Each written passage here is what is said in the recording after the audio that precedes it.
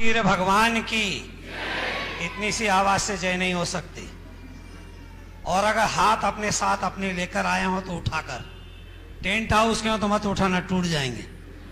महावीर भगवान की, महावीर भगवान की, आचार्य श्री विद्यासागर जी महाराज की, आचार्य श्री सुंदर सागर जी महाराज की, समस्त मुनि संघ की, प्रमाण सागर जी महाराज की, विश्ववंदनी मातृशक्ति, मेरे देश बंधुओं, धर्म बंधुओं, एक छोटा सा प्रश्न पूछना चाहता हूं। कभी आकर आपके बच्चे ने आपके पास आकर एक प्रश्न पूछा कि पिताजी ये बताइए, 9 मई 1857 में देश में क्रांति प्रारंभ हुई और 15 अगस्त 1947 को क्रांति पूर्ण हुई, देश आजाद हो गया।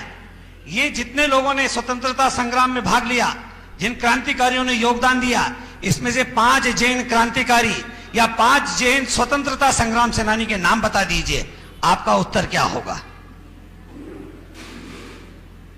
दूसरी बात, चोईस तीर्थंकर ये वैश्य थे कि क्षत्रिय थे? जोर से बोलो, क्षत्रिय थे। एक और बात, ये जो जैन शब्द है, संज्ञा है, ये जातिवाचक है कि गुणवाचक है? गुणवाचक है। 3 बात समझ में आ गई तो आगे की बात करता हूं। 11वीं शताब्दी में कलिंग का राजा खारवेल विदेशी आक्रमण डेमिस्ट्रीज ने किया, अयोध्या के मैदान में जमकर संघर्ष हुआ, उसका पराभव किया, विजय प्राप्त की, जिसके कारण 250 वर्षों तक भारत पर विदेशी आक्रमण नहीं हुआ। वह खारवेल जैन था।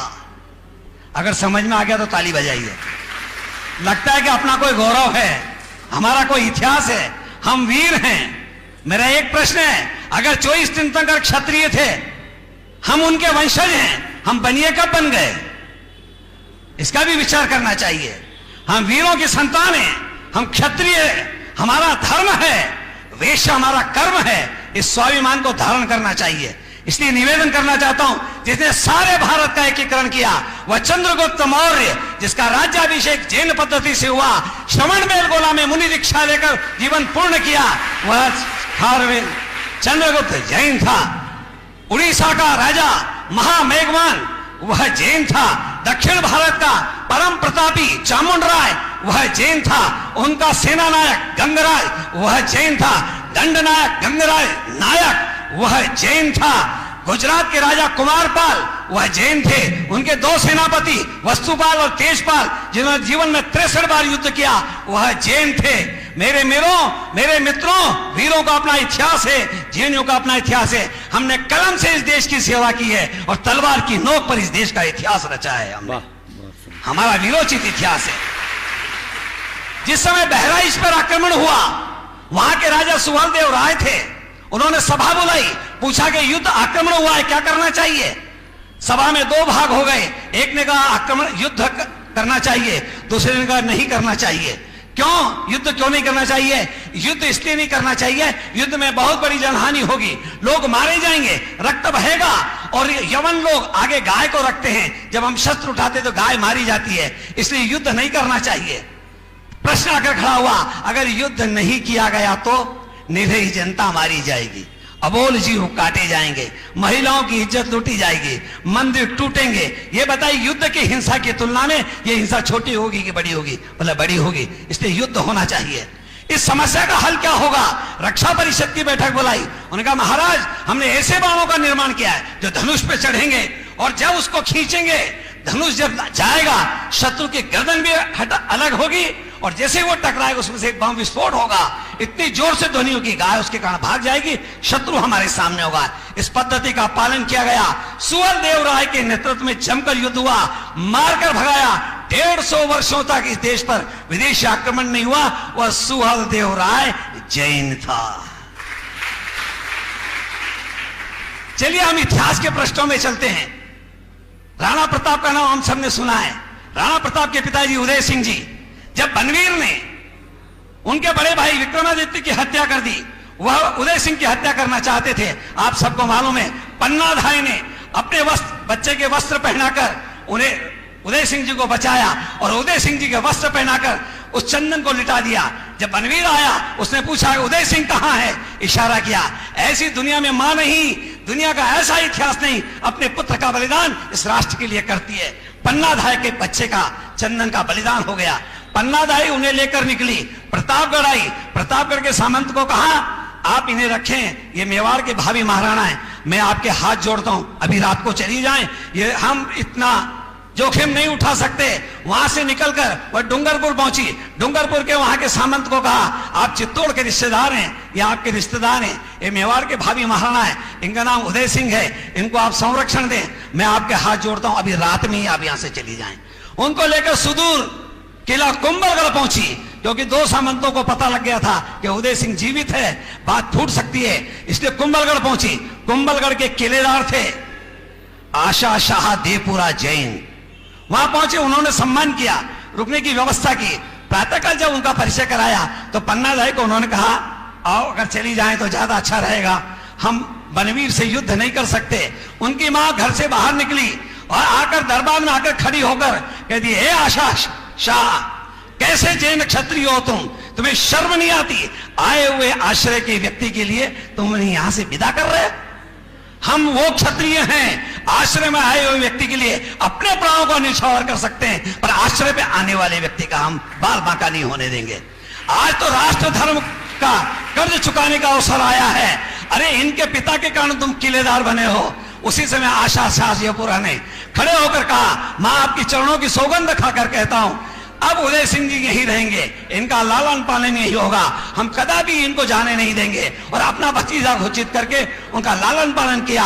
वही उदय सिंह जी की 20 रानियां थी, 25 पुत्र थे, 20 पुत्रियां थी। उनके सबसे बड़े बेटे का नाम महाराणा प्रताप था। महाराणा प्रताप के जीवन का प्रसंग केवल एक सुनाना चाहता हूं। 15 जून ओम ओम शांति, हाँ शांति से सुनिए। हाँ 18 जून 1576 हल्दी घाटी के मैदान में अकबर की सेना लड़ने आई। उसकी सेना की संख्या थी 1,65,000। महाराणा प्रताप की सेना की संख्या थी 22,000। 22,000 सेना में 14,000 भील थे, 500 ब्राह्मण थे गोपीनाथ जगन्नाथ राजपुरोहित के नेतृत्व में, 1,000 जैन क्षत्रिय थे। भामाशाह, ताराचंद, उनका बेटा सोंडा, रतनचंद मेहता, कल्याण भचावत, कल्याण महासानी जगन्नाथ, इनके नेतृत्व में 1,000 जैन क्षत्रिय थे, 500 पठान थे, 500 रैदासी थे, 36 जातियां उनके राज की थी। नाई, धोबी, माली, गुजर, जाट, मीणा, ये सब लड़ने के लिए गए थे, 36 जातियां।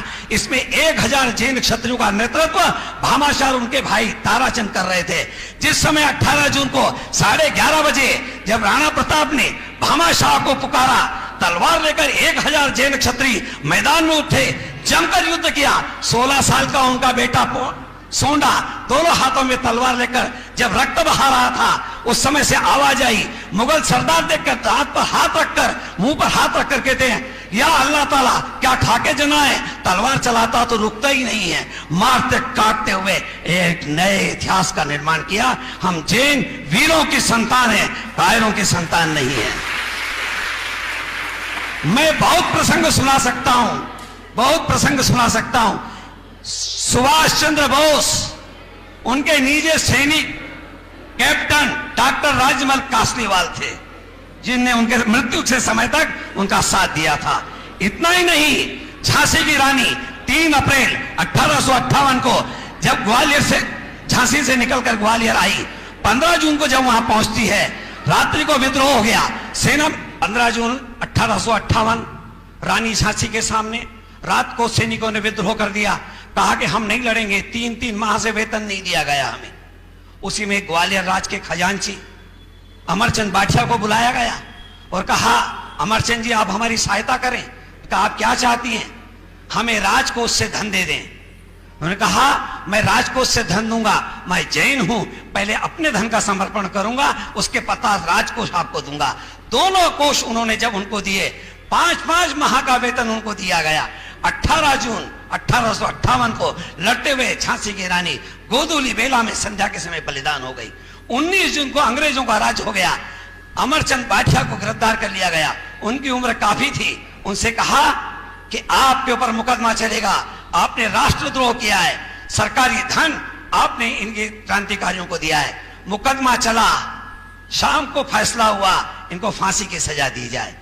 20 जून को उनको कहा गया आप माफी मांग लीजिए। उनका माफी नहीं मांगूंगा, मैंने राष्ट्र धर्म का निर्वाह किया है, माफी नहीं मांगूंगा मैं।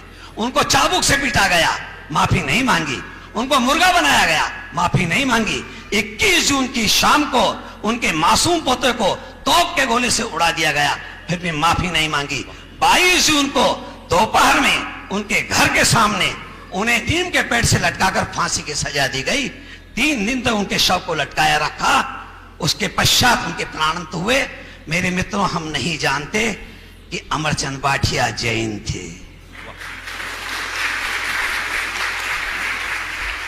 गुजरात के राजा पर मुगल आक्रमण हुआ, वहां के राजा ने तय किया युद्ध करेंगे, अपने सेनापति को बुलाया, उसका नाम था आबू जैन।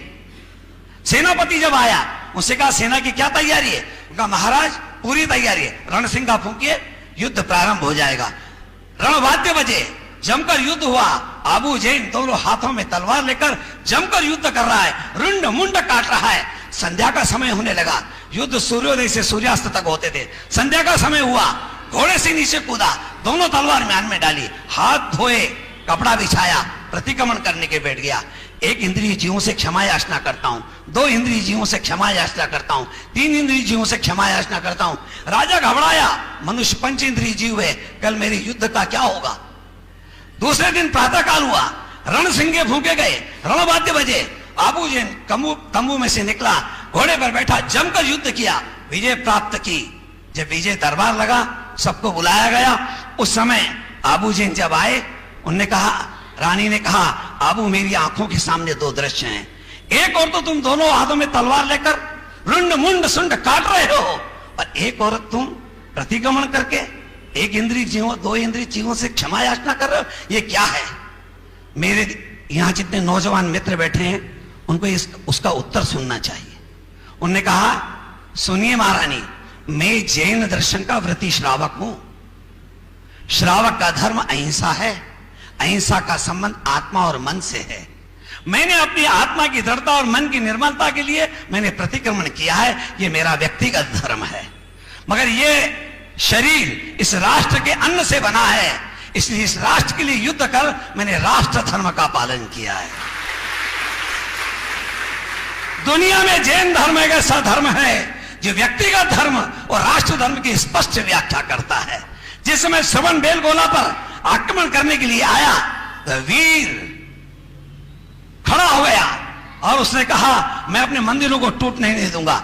जमकर युद्ध किया और शर्त रखी, जीतने के बाद में एक भी मंदिर टूटना नहीं चाहिए। आज श्रवण बेलगोला यदि सुरक्षित है तो उस वीर के कारण है, वीर नायक के कारण, जिसके कारण आज हमारा तीर्थ स्थान सुरक्षित है।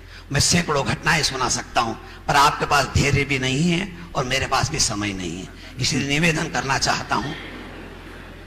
भारत की सेना में जो सर्वोच्च पद से सेवानिवृत्त हुए हैं, उनका नाम है हरि प्रसाद जगत प्रसाद जैन, जो सेना के सर्वोच्च पद से सेवानिवृत्त हुए हैं। इंदौर का गौतम जैन राजौरी के युद्ध में लड़ते लड़ते बलिदान हो गया, जिसकी उम्र मात्र 26 वर्ष की थी। एक जैन दिगंबर जैन युवक 26 वर्ष का काकौरी के राजौरी के इस युद्ध में बलिदान हुआ। अभी अभी की घटनाएं, बहुत लंबी घटना नहीं। चलिए और संक्षिप्त करता हूं। महाराष्ट्र में सांगली जिला है, सांगली जिले में दूध गांव है। दूध गांव की जनसंख्या 10,000 है, उसमें 7,000 जैन हैं। उनमें से 70 से 80 लड़के इस भारत की सेना में वे सब दिगंबर जैन हैं। 7 से 8 लड़कियां हैं जो वायुसेना में हैं, और वायुसेना के कैप्टन अमृता कोहले दिगंबर जैन हैं।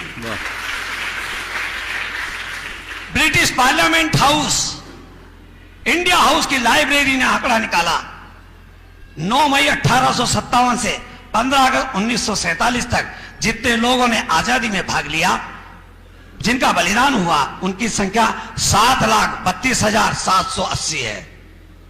अब ये अंग्रेजों का आंकड़ा है, अपना आंकड़ा है 3 करोड़ लोगों ने बलिदान किया इन 90 वर्षों के अंदर। ये जो आंकड़ा है 7,32,780 लोगों का, इनका शोधन किया गया। अगर आपको गौरव लगे तो ताली बजाना। इस संख्या में 4800 जैन पाए गए हैं। इसमें 22 महिलाएं भी हैं। अभी शोधन शेष है, यह संख्या 5000 से अधिक जाएगी। मेरे मित्रों, हम वीरों के संतान हैं, इस वीरता को धारण करें। और जिस दिन जैन समाज उस क्षत्रिय भाव को धारण करेगा, उस दिन इस देश का नया इतिहास होगा। अभी इस समय हम तो बनिए बन गए, अगर उस क्षत्रिय भाव को कोई चीज ने जीवित रखा है, इन जैन मुनियों ने रखा है, इन साधुओं अर्चकों ने रखा है। ये क्षत्रिय तेज है जिनने संकल्प लिया है दिगंबर रहने का, और कितनी भी बाधाएं उन सबको कुचलते हुए मार्ग बना लेते हैं। ये क्षत्रिय तेज है, ये क्षत्रिय संकल्प है।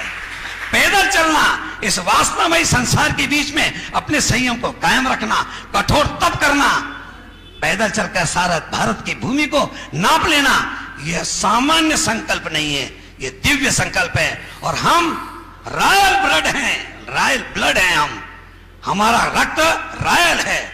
उस तेजस्विता को धारण करें, तभी आचार्य विद्यासागर जी के स्वप्नों का भारत भारत बन पाएगा। भारत को भारत बनाना है, उस तेजस्विता को धारण करें। और एक छोटी सी बात बताता हूं, मुझे एक दिन तकलीफ हुई। मुझे एक डॉक्टर सिंगर के यहाँ कमलेश मेहता लेकर गए, उनने परिचय कराया कि ये सांवला जी हैं, विश्व हिंदू परिषद अंतर्राष्ट्रीय उपाध्यक्ष हैं। तो उनने पूछे कि आप तो जैन हो, जैन कब से ये देश का काम करने लगे? आप तो खाली कमाते हो और भरते हो, इतना ही जानते हो। उन्होंने कहा ये भी जैन है। अच्छा, ये अंतर्राष्ट्रीय उपाध्यक्ष है, जैन है? बोला हाँ। बोले इनका विरोचित इतिहास है। कमलेश मेहता बाहर निकले, बोले भाई साहब 1000 से 1 लाख रुपया लगे तो आप लीजिए, और ये जैनियों का इतिहास जरूर लिख दीजिए, नई पीढ़ी को इतिहास से हम परिचय कराना चाहते हैं। रतलाम की समस्या को मैं जानता हूं। सुबह महाराज श्री ने मुझे कहा इस विषय को आप रखिएगा। मैंने कहा कि महाराज जी, हमारी जो बहनें हैं इनको तो आत्मा और परमात्मा के अलावा कुछ नहीं सूझता है, उनको दूसरा भाषण भी अच्छा नहीं लगता है। मगर कभी आपकी संतान ने आपसे पूछा कि 5 जैन क्रांतिकारी का नाम बता दीजिए, उस समय मुंह पर उंगली रखने के अलावा आपके पास कुछ नहीं रहेगा। इसलिए जैन इतिहास अपने बच्चों को पढ़ाइए। जय महावीर, जय अहिंसा।